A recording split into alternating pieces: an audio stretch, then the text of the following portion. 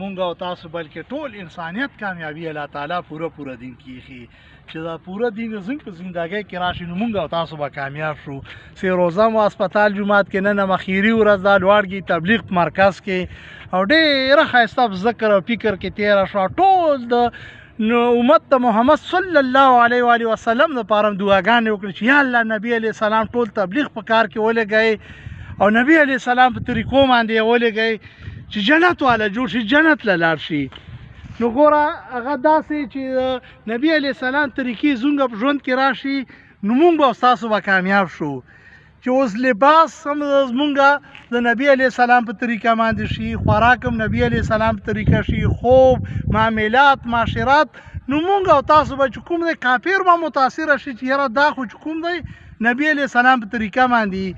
زمونږ د پاکستان یو لیډر عمران خان هغه چې کوم دی روس صدر پیوټین له دعوت ورکړی چې اسلام قبول کا، ورته وی چې ته په اسلام کې چې کوم د نبی علیه السلام او خلفای راشدین اسلام و هغه په یو ملک راته پیش کړي زه مسلمان شم. تاسو ټول نیکرم غوندې او پینټ شارټ کې هم ګرځئ او چشي کې ګرځئ، یو مسلمانۍ عادت خو راوښیه په ملک کې نشي راوښودی، په مسلمانانو په کلي کې راوښیه.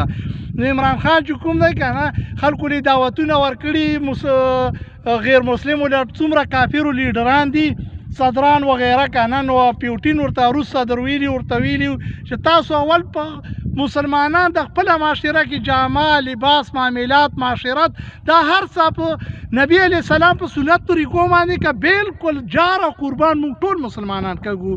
موږ او تاسو له پکار دي چې په دعوتي تبلیغ کې وخت ولګوو، سی روزه ولګوو، عشره 4 میاشتې 1 کال ولګوو چې الله تعالی احکامات هم 100% په ژوند کې راشي.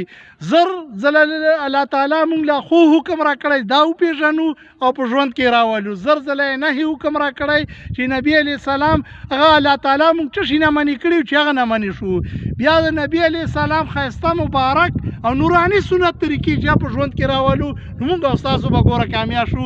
دا دنیا شیونه چې کوم دي دغه کې کامیابي نشته. یقین په خدای وکړه چې چا اخرت کامیاب شو شي هغه خلک کامیاب دي.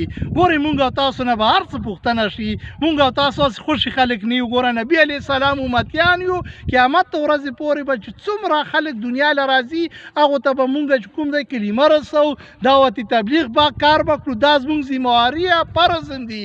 په الله په لار کې چې ووتې په ړومبي قدم باندې د الله تعالی مخکیني ټول ګناهونه معاف کوي. 1 روپۍ د په لار کې چې ووتې په ړومبي قدم باندې د الله تعالی مخکیني ټول ګناهونه معاف کوي. 1 روپۍ د په 2 لکه روپۍ باندې اجر دی، یو موزه په یو کم 50 کروڑه باندې، نو اجرونه یې ډېر زیات دي چې مونږ تاسو الله په لار کې لاړ شو.